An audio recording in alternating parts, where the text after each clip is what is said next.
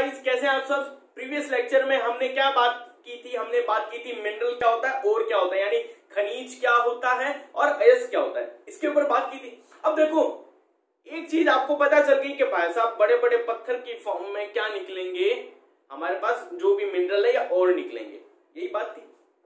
अब मुझे क्या करना है, मुझे उस बड़े पत्थर से मेन जो एलिमेंट है, फॉर एग्जाम्पल मैं चाहता हूं एक मेरा बड़ा पत्थर है जिसमें कॉपर का ओर प्रेजेंट है, जिसमें कॉपर का अयस्क उपस्थित है। मैं उस अयस्क से कॉपर को निकालना चाहता हूं, तो है तो बड़ा सा पत्थर, कैसे निकालूंगा, इसके लिए फर्दर कुछ प्रोसेसेस होंगे। उसी को अपने क्या बोलते थे, मेटलर्जी। हमने कल प्रोसेसेस देखे थे प्रीवियस लेक्चर में। अब आपको क्या देखना है कि ये बड़ा पत्थर है, इसको हमें क्या करना होगा, छोटे छोटे टुकड़ों में कन्वर्ट करना होगा, या मैं बोल सकता हूं इसको पाउडर की फॉर्म में कन्वर्ट करना। अब पाउडर की फॉर्म में, बड़े पत्थर को पाउडर की फॉर्म में कैसे कन्वर्ट किया जाएगा, इस पे हथौड़ा मार दो, ऐसा ही कुछ होगा ना। अगर मेरे पास कोई छोटा सा पत्थर है, उस पे मैं हथौड़ा मारूं तो वो छोटे छोटे टुकड़ों में या पाउडर की फॉर्म में क्या हो जाएगा, कन्वर्ट हो जाएगा। यहां पर जो चीजें यूज होगी, उस बड़े पत्थर को छोटे रूप में, या मैं बोल सकता हूं पाउडर की फॉर्म में कन्वर्ट करने के लिए कुछ चीजें यूज होती है। एक होता है जॉ क्रशर, जैसा कि आपको स्क्रीन पे दिख रहा होगा। जॉ क्रशर कुछ इस टाइप से होता है, ठीक है। इसका मतलब क्या, पत्थर आएगा उसको क्रश किया जाएगा, ठीक है। उसी को हम क्या बोलते हैं, जॉ क्रशर, जो कि आपको स्क्रीन पे दिख रहा है। एक होती है स्टैंप मिल, ठीक है। क्या होती है, स्टैंप मिल। एक होती है बॉल मिल। ये देखो ये क्या होता है, स्टैंप मिल और बॉल मिल क्या है। मान लो यहां पर ये डेस्क है मेरे पास, एक टेबल है, इसके ऊपर मैंने पत्थर लिखा, ऊपर से क्या आएगी, हैमर आएगी, ये बार बार आती रहेगी। ऐसा आपने कहीं ना कहीं देखा होगा, ठीक है। और यहां पर देखो स्क्रीन पे आपको दिख रहा होगा स्टैंप मिल क्या है। इसी तरह से बॉल मिल होती है। बॉल मिल क्या होती है, एक गोल तरह की, एक मैं बोल सकता हूँ शेप होती है। इसके अंदर क्या होती है, बड़े बड़े आयरन के बॉल्स लगे होते हैं, और उनके अंदर हम क्या करते हैं, ओर्स को डाल दिया जाता है। अब ये ओर्स कैसा होगा, पहले जॉ क्रशर से हमने क्या किया है, छोटे छोटे टुकड़ों में कन्वर्ट कर लिया बड़े पत्थरों को। इन छोटे छोटे टुकड़ों को हम क्या डालेंगे, बॉल मिल में डालेंगे। जब हम बॉल मिल में डालेंगे तो खूब सारी बॉल्स के बीच वो क्या आएगा, पत्थर आएगा, जो छोटा पीस है पत्थर का, और उसे पाउडर की फॉर्म में कन्वर्ट कर देगा। ये देखो ये जितने भी प्रोसेस है, जॉ क्रशर हो गया, स्टैंप मिल हो गया, बॉल मिल, इन सब की हेल्प से हम क्या करते हैं, जो हमारा ओर है, जो हमारा अयस्क है, उसको पाउडर की फॉर्म में कन्वर्ट करते हैं। किसमें कन्वर्ट करते हैं, पाउडर फॉर्म में, यानी चूर्ण की अवस्था में परिवर्तित किया जाता है। इसी प्रोसेस को हम क्या बोलते हैं, पल्वराइजेशन। क्या बोलते हैं, पल्वराइजेशन ऑफ ओर, अयस्क का चूर्णीकरण। क्या बोलते हैं, अयस्क का चूर्णीकरण, यानी पाउडर की फॉर्म में कन्वर्ट किया, चूर्ण की फॉर्म में कन्वर्ट किया, इसी को क्या बोलते हैं, अयस्क का चूर्णीकरण। और किसकी हेल्प से किया जाता है, ध्यान रखना, जॉ क्रशर, स्टैंप मिल और बॉल मिल की हेल्प से। अब सुनो, अब अपने को देखना है, जब पाउडर की फॉर्म में ये कन्वर्ट हो जाता है अयस्क या ओर, यानी पल्वराइज्ड ओर मिल गया आपको, जो पाउडर की फॉर्म में जो ओर है वो मिल गया। अब क्या करते हैं, इस ओर का, इस पल्वराइज्ड ओर का हम क्या करते हैं, कंसंट्रेशन करते हैं। क्या करते हैं, कंसंट्रेशन करते हैं। इस कंसंट्रेशन को हिंदी में बोलते हैं सांद्रण भाई साहब। अब इसका मतलब क्या होता है, देखो कंसंट्रेशन का मतलब क्या है, कंसंट्रेशन का मतलब ये है कि भाई साहब जो पल्वराइज्ड ओर है उसमें अभी भी क्या है, मिट्टी है, पत्थर है, कंकड़ है, सिलिकेट्स है, वगैरह सब कुछ है, यानी इंप्योरिटीज, अशुद्धियां उपस्थित है, प्रेजेंट है।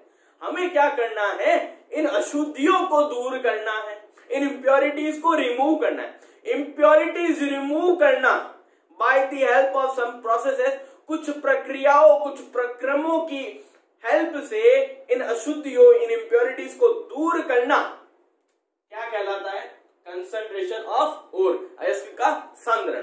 अब वो प्रोसेसेस क्या है, वो आपको ध्यान रखने हैं। उसको बोलते हैं gravity separation, gravity separation method, यानी हिंदी में गुरुत्वीय पृथक्करण, गुरुत्वीय पृथक्करण। सेकंड है मैग्नेटिक सेपरेशन, मैग्नेटिक सेपरेशन। यानी चुंबकीय पृथक्करण।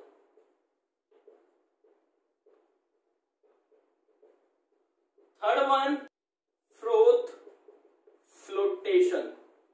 क्या है?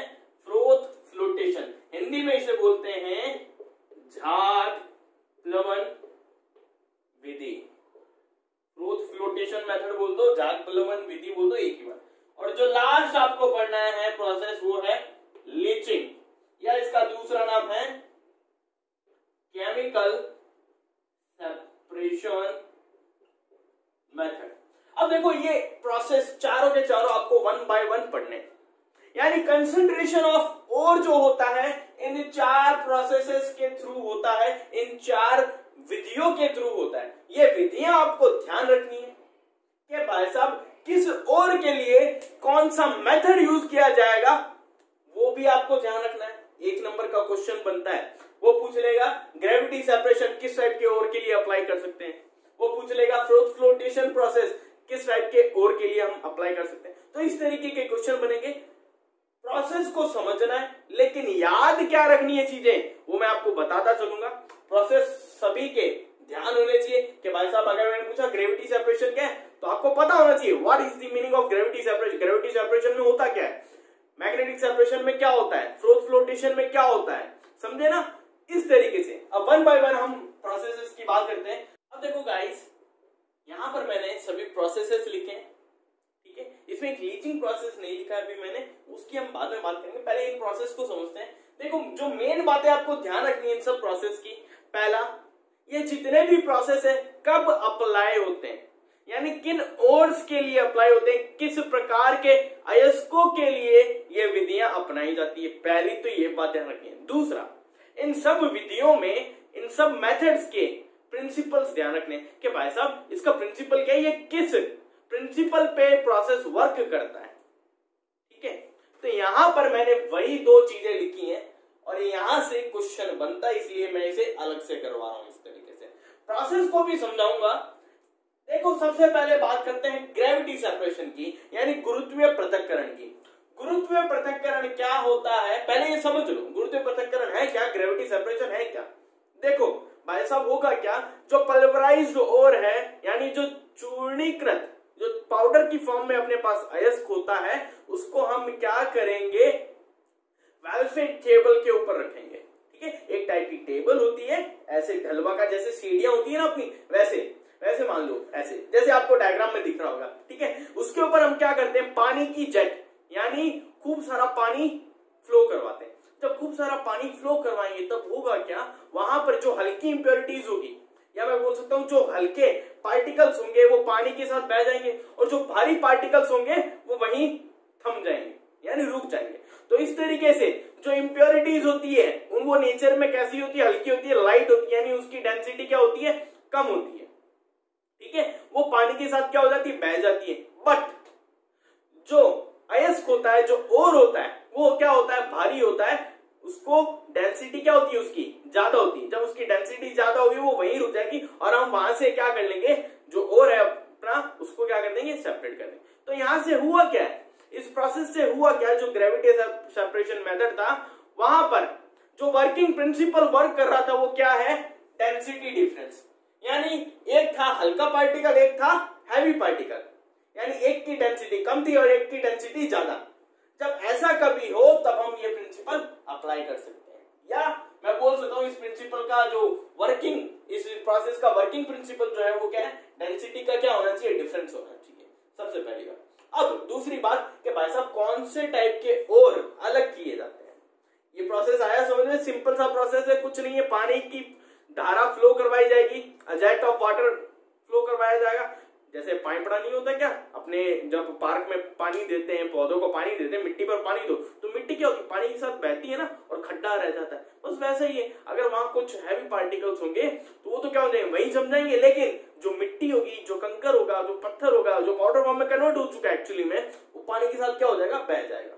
आई पास सिंपल सा प्रोसेस है ग्रेविटी सेपरेशन। अब किस टाइप के और इससे अलग किए जाते हैं, कंसंट्रेट किए जाते हैं, वो है आयरन और जो टिन होता है, यानी जो आयरन और जो टिन है उनके कार्बोनेट्स और उनके ऑक्साइड्स का कंसंट्रेशन इस प्रोसेस से इजीली किया जा सकता है। ये ध्यान रखना, ये जो लिखे Fe2O3 और SnO2, ये इसके एग्जांपल्स आपको ध्यान होने चाहिए। दूसरा जो प्रोसेस है वो है मैग्नेटिक सेपरेशन। कुछ नहीं है, एकदम सिंपल है। स्क्रीन पे देखो, आपको नजर आ रहा होगा दो रोलर्स हैं, ठीक है, एक रोलर दूसरा रोलर। जो दूसरा रोलर है वो क्या है भाई साहब, मान लो इलेक्ट्रिसिटी से कनेक्टेड है, ठीक है। जब वो इलेक्ट्रिसिटी से कनेक्टेड है तो सिंपल सी बात है, आयरन का रोलर है, इलेक्ट्रिसिटी से मैंने तार लगा दिया, अब ये मैग्नेट की तरह बिहेव करेगा कि नहीं करेगा? सिंपल सी बात है, करेगा।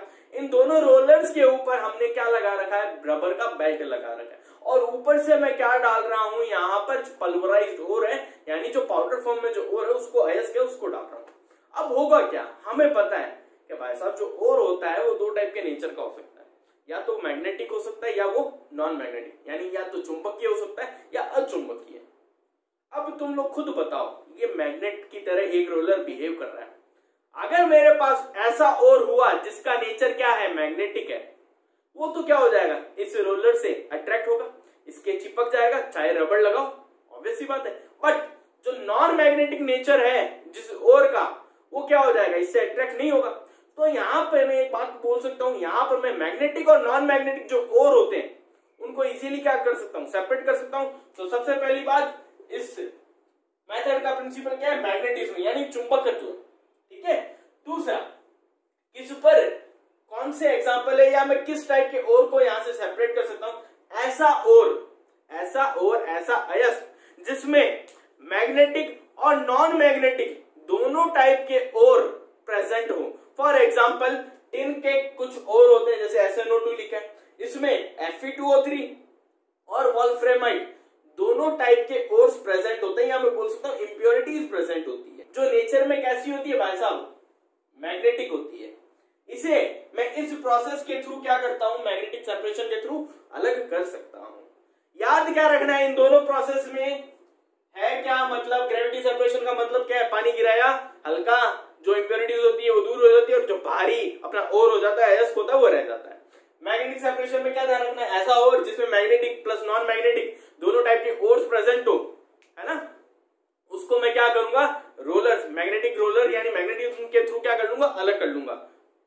आई बात समझ में? ये सिंपल सा प्रोसेस है, प्रिंसिपल ध्यान रखना और एग्जांपल्स ध्यान रखना।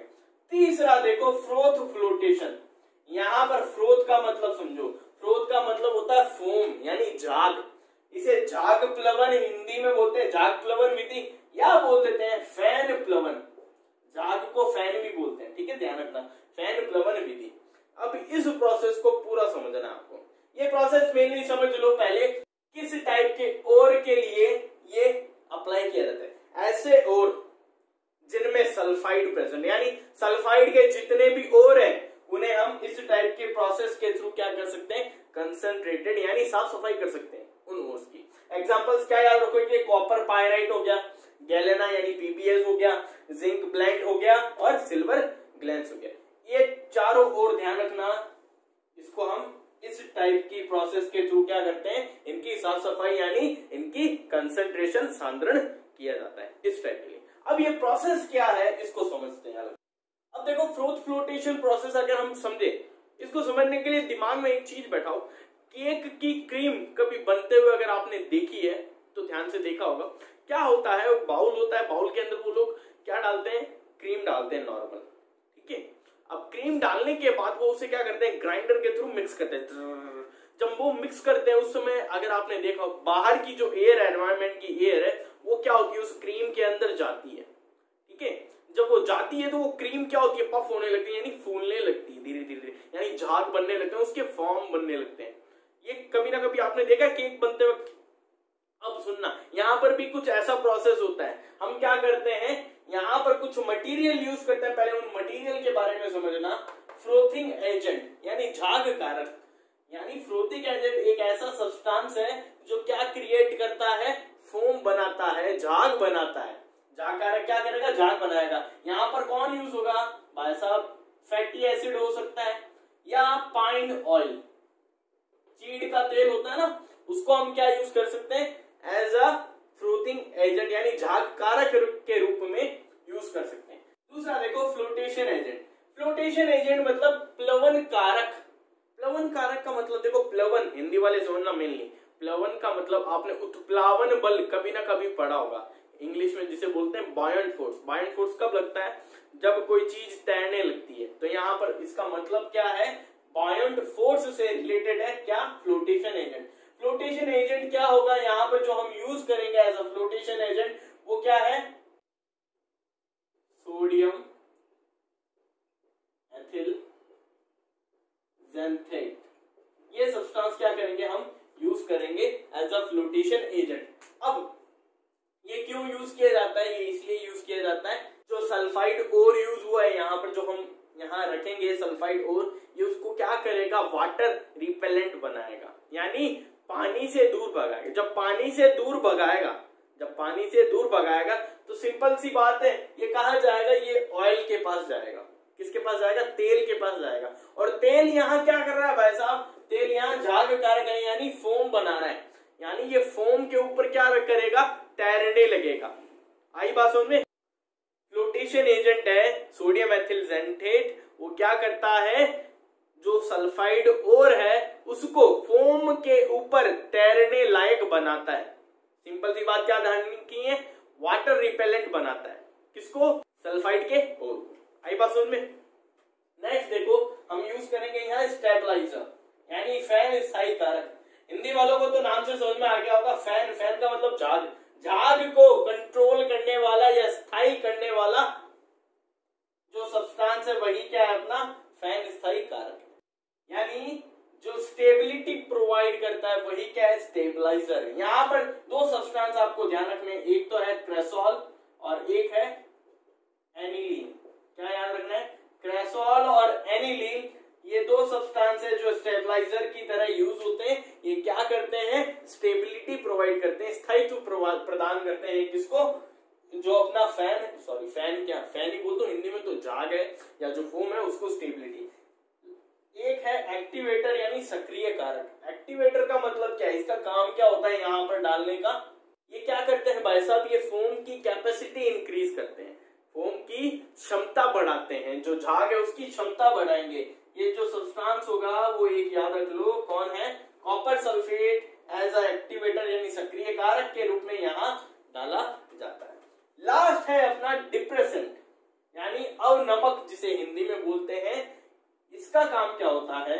झाग जो बनते हैं, जो फोम बनता है उसको क्या करता है? कम करने का काम करता है, यानी डिक्रीज करता है फोम को। यहाँ पर ये जो सब्सटेंस यूज होते हैं वो दो ध्यान रख लो, एक है सोडियम साइनाइड और एक है सोडियम कार्बोनेट। ये दो substance as a depressant use होंगे। अब इस प्रोसेस में देखो, प्रोसेस में आ लो, ये सब्सटेंस हमने डालने, कैसे डालने हैं वो सुनना।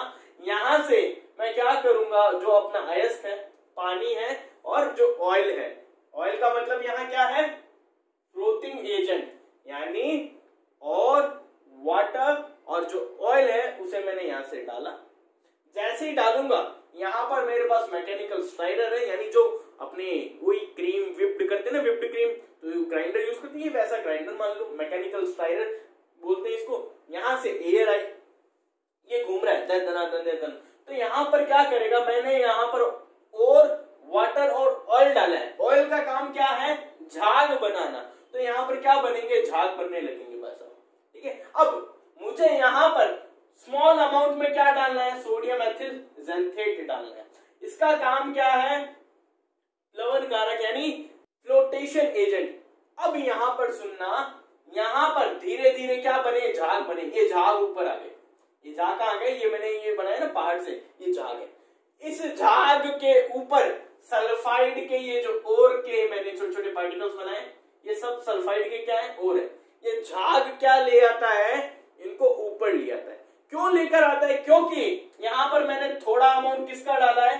फ्लोटेशन एजेंट का भी डाला है, आ गया ऊपर। अब इसने क्या किया है? सल्फाइड के ओर को पानी से दूर किया है। झाग के ऊपर लिया है ना, तो पानी से तो क्या हो गया? दूर। अब पानी से दूर ये हो गया तो इम्प्योरिटी कहां जाएगी? मेन काम क्या है अपना? जो गंदगी है, जो इम्प्योरिटीज है और में उसको क्या करना? दूर करना। तो यहां पर हुआ क्या? जैसे आपने और वाटर ऑयल डाला, इसमें थोड़ा सा अमाउंट आपने किसका डाला, फ्लोटेशन एजेंट का, तब होगा क्या, जो सल्फाइड का ओर है वो तो फोम के ऊपर तैरकर चला जाएगा, यानी पानी से दूर हो जाएगा, लेकिन जो इम्प्योरिटीज है, जो गंदगी है, बॉटम में बैठ जाएगी। क्या होगी, बॉटम में बैठ जाएगी। ये देखो, ये जो बनाया ना मैंने, ये dot dot dot dot blue colour से, इसको हम बोलेंगे गैंग। इसको क्या बोलते हैं, गैंग बोल दो या मैट्रिक्स बोल दो। ये जो इम्प्योरिटीज होती है, किसकी होती है इम्प्योरिटी, मेनली मिट्टी की होगी, सिलिकेट की होगी। इन इम्प्योरिटीज को हम गैंग या मैट्रिक्स बोलते हैं, ये बात ध्यान रखना। तो ये जो गैंग और मैट्रिक्स है, ये तो क्या आ गया, नीचे आ गया, और जो अपना सल्फाइड ओर है वो कहां चला गया, झाग के साथ ऊपर। अब यहाँ पर देखो, मैंने स्टेबलाइजर भी डाला है, वो क्रेसोल और एनिलीन डाला है, और एक्टिवेटर क्या डाला है, CuSO4।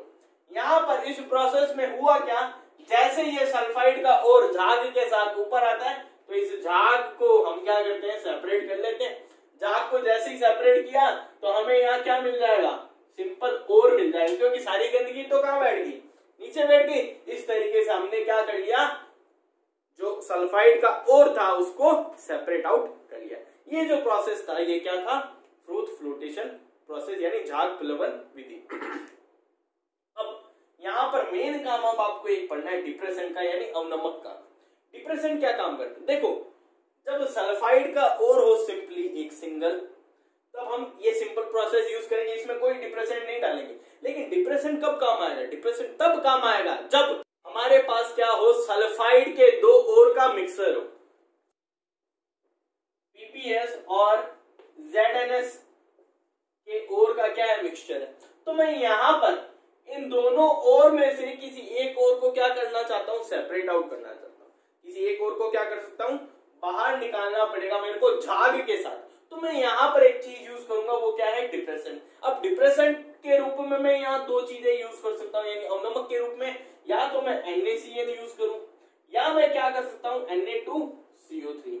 अगर इन दोनों में से कोई एक चीज मैं यहाँ यूज करता हूं, तो अब होगा क्या, ये जो NaCN या जो Na2CO3 है, जो as a depressant, as a अवनमक काम कर रहे हैं, ये क्या करेंगे, किसी एक ओर को, इन दोनों में से किसी एक ओर को झाग के साथ भेज देंगे, दूसरे को नीचे बॉटम में रख देंगे। जैसे ही झाग के साथ किसी एक और को मान लो भेज दिया, मैंने क्या किया, इसको सेपरेट आउट कर लिया। तो यहाँ जो डिप्रेसेंट है उसका काम क्या है, किसी एक और को फोम के साथ सेपरेट आउट करना और दूसरे को बॉटम में भेज देना। इस तरीके से हम क्या कर लेते हैं, जो मिक्सचर होता है सल्फाइड के ओर्स का, उसे हम क्या कर लेते हैं, सेपरेट आउट कर लेते हैं। आई बात समझ में, ये प्रोसेस। अब देखो, नेक्स्ट प्रोसेस जो अपना है वो है लीचिंग प्रोसेस, या इसको chemical separation, chemical separation method भी बोलते हैं। हिंदी में इसे बोलते हैं निक्षालन, निक्षालन या रासायनिक पृथक्करण। देखो, इस प्रोसेस में क्या होता है, हमारे पास जो ओर होगा, अब बात आती है किन एलिमेंट्स के ओर की लीचिंग यानी निक्षालन की जाती है। तो आप ध्यान रखना, किनकी की जाती है, मेनली एल्यूमिनियम, गोल्ड और सिल्वर। इन तीन टाइप के ओर की क्या की जाती है, लीचिंग की जाती है, यानी केमिकल सेपरेशन। मेनली इन टाइप का और भी बहुतों का होता है, लेकिन मेनली इन तीनों का होता है। आपको इन तीनों के बारे में ही इनका लीचिंग प्रोसेस यानी निक्षालन की प्रक्रिया समझनी है। अब होता क्या है, हम क्या करते हैं, ओर लेते हैं इनके, ठीक है, ओर को क्या करेंगे, किसी रिएजेंट में, किसी सब्सटेंस में क्या करेंगे, डिसॉल्व करेंगे। क्या करेंगे, घोलेंगे। अब यहां पर होगा क्या, इस रिएजेंट के अंदर ये जो ओर है वो तो क्या हो जाएगा, इजीली डिसॉल्व हो जाएगा, यानी घुल जाएगा। किंतु जो इम्प्योरिटी है, जो इम्प्योरिटी है यानी जो अशुद्धि है, वो अविलय रहती है, नहीं घुलती। हम इस तरीके से क्या करते हैं, यहां पर जो ये और डिसॉल्व हुआ है वो पीपीटी की फॉर्मेशन करता है। इस पीपीटी को यानी इस अवक्षेप को, इस प्रेसिपिटेशन को हम सेपरेट कर लेते हैं। इस प्रोसेस में इस प्रोसेस में आपको खूब सारी रिएक्शंस पढ़नी है, वो समझो। सबसे पहले हम बात करते हैं एल्यूमिनियम की लीचिंग ऑफ एल्यूमिनियम। इसके 3 प्रोसेस है मेनली जो आपको पढ़ने हैं। एल्यूमिनियम की जो लीचिंग है यानी एल्यूमिनियम का जो निक्षालन है उसके 3 प्रोसेस है। पहला प्रोसेस का नाम है बेयर मेथड, दूसरा है आपका हॉल्स मेथड, तीसरा है आपका सरपेट मेथड। ठीक है, इन तीनों मेथड्स को आपको पढ़ना है। सबसे पहले हम बात करते हैं बेयर मेथड। देखो एल्यूमिनियम का जो ओर होता है वो कौन है, आप सभी को पता होगा, वो है बॉक्साइट। क्या है? बॉक्साइट, जिसका फॉर्मूला क्या होता है Al2O3.2H2O। ये सभी को पता है आप लोगों को, बॉक्साइट का ये फॉर्मूला होता है। यहां पर हर प्रोसेस में आपको क्या चाहिए? बॉक्साइट चाहिए। आपने यहां पर, अगर मैं बेयर प्रोसेस की बात करूं, आपने क्या लिया? बॉक्साइट लिया। इसे आप किसी रिएजेंट में डालोगे। यहां पर वो जो रिएजेंट है वो कौन सा है? कंसंट्रेटेड सोडियम हाइड्रोक्साइड है। कौन है? Concentrated sodium hydroxide. जब आपने इसको इसमें डाला और हीटअप किया, किस टेम्परेचर पे? 473 से 523 केल्विन, और जो प्रेशर था वो कितना था? 35 एटमॉस्फेरिक प्रेशर। इतना वायुमंडलीय दाब और इतना तापमान पे आपने इनको गर्म किया, तो यहां पर जो आपको प्राप्त होगा वो होगा सोडियम मेटा एल्यूमिनेट। क्या प्राप्त होगा? Sodium meta aluminate. अब इसका फॉर्मूला याद रख लो, NaAlO2, इसका ये फॉर्मूला होता है। जैसे ही सोडियम मेटा एल्यूमिनेट मिला इस रिएक्शन के दौरान, तो अब इस सोडियम मेटा एल्यूमिनेट को, या मैं बोल सकता हूं ये जब रिएक्शन हुई, यहां पर जो भी प्रोडक्ट आपको मिला है उसको क्या करोगे? फ्रेश एल्यूमिनियम हाइड्रोक्साइड टिकाओगे। क्या टिकाओगे उसमें? Fresh aluminium hydroxide. जैसे ही फ्रेश एल्यूमिनियम हाइड्रोक्साइड टिकाओगे, यहां पर देखो अभी क्या बना हुआ है? सोडियम मेटा एल्यूमिनेट, और साइड में हो सकता है कुछ प्रोडक्ट बना हुआ। जैसे एग्जांपल के तौर पर यहाँ पे जो प्रोडक्ट बनता है वो वाटर होता है। ठीक है, अभी यानी ये और वाटर है, प्लस अगर मैं वाटर लिखूं तो वाटर लिखूं, तो इसका मतलब उस पानी के अंदर ये सब्सटेंस है। जैसे इसके अंदर मैं क्या पास करूं? एल्यूमिनियम हाइड्रोक्साइड पास करूंगा, तब होगा क्या भाई साहब? यहाँ पर मेरे को पीपीटी प्राप्त होगी, पीपीटी का फॉर्मेशन होगा। किसकी पीपीटी? एल्यूमिनियम हाइड्रोक्साइड की पीपीटी यहाँ मेरे को मिलेगी। जैसे ही एल्यूमिनियम हाइड्रोक्साइड की पीपीटी मेरे को मिली, मैं क्या करूंगा? इसको बाहर निकालूंगा, छानूंगा, इसको सेपरेट करूंगा, उसके बाद इसको ड्राई करके इसको गर्म करूंगा, यानी यहां इसका कैल्सिनेशन करूंगा। हिंदी में जिसे हम बोलते हैं निस्तापन। मैं आगे बताऊंगा निस्तापन का मतलब क्या होता है, अभी सिर्फ ध्यान रखो, इसको ड्राई करके गर्म करना। जैसे ही गर्म किया तो यहां पर मेरे को क्या मिलेगा? एल्यूमिना। एल्यूमिना का मतलब Al2O3 सिंपल मेरे को मिल जाएगा। इस तरीके से यहां पर हमने क्या किया है? जो एल्यूमिनियम का ओर था उससे एल्यूमिना ऑब्टेन कर लिया है। आई बात समझ में? अब यहां पर देखो, आपको इनकी रिएक्शंस आनी चाहिए।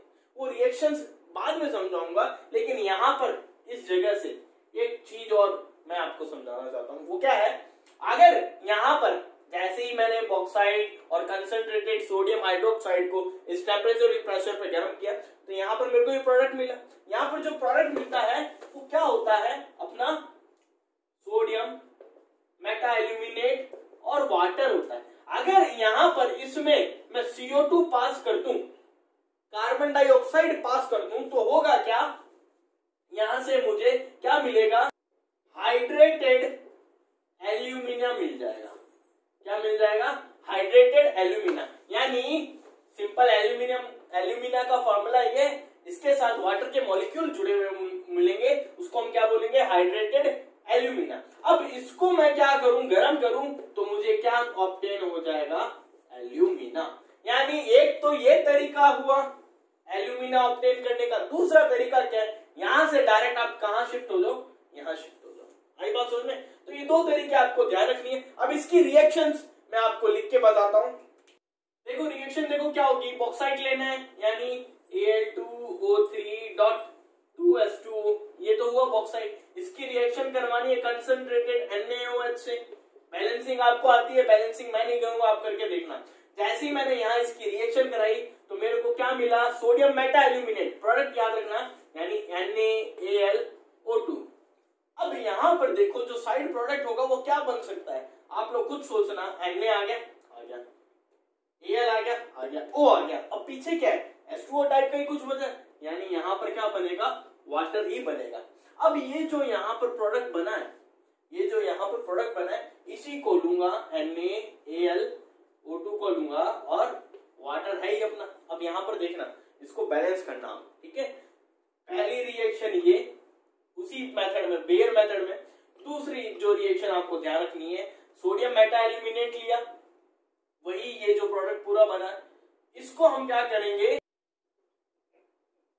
इसमें अगर मैं फ्रेश एल्यूमिनियम हाइड्रोक्साइड टिका दूं, क्या डाल दिया मैंने, एल्यूमिनियम हाइड्रोक्साइड। अब यहाँ पर वो ध्यान रख लेना, टेम्परेचर क्या है, प्रेशर क्या है, 35 atm, वो मैंने वहां बता दिया, यहाँ नहीं लिख रहा। अब यहाँ पर जैसे ही सोडियम मेटा एल्यूमिनेट ये जो प्रोडक्ट बना, इसको मैंने यहाँ लिखा, इसमें मैं क्या पास करूंगा, एल्यूमिनियम हाइड्रोक्साइड पास करूँ। तो यहाँ पर मेरे को एल्यूमिनियम हाइड्रोक्साइड की क्या मिलेगी, पीपीटी मिलेगी, और इसका कलर क्या होगा, व्हाइट, यानी श्वेत अवक्षेप मिलेगा, व्हाइट पीपीटी बनेगी। ये क्या हो जाएगी, बॉटम में बैठ जाएगी, और जो साइड प्रोडक्ट होगा वो क्या होगा, NaOH। आई बात समझ में। अब इसको क्या करना है, व्हाइट पीपीटी को सेपरेट करना है। थर्ड रिएक्शन क्या करोगे, जो एल्यूमिनियम हाइड्रोक्साइड का पीपीटी था उसको आपने छाना और इसका क्या कर दिया, हीटअप किया। इसको बोलते हैं कैल्सिनेशन, हिंदी में बोलते हैं निस्तापन, ठीक है।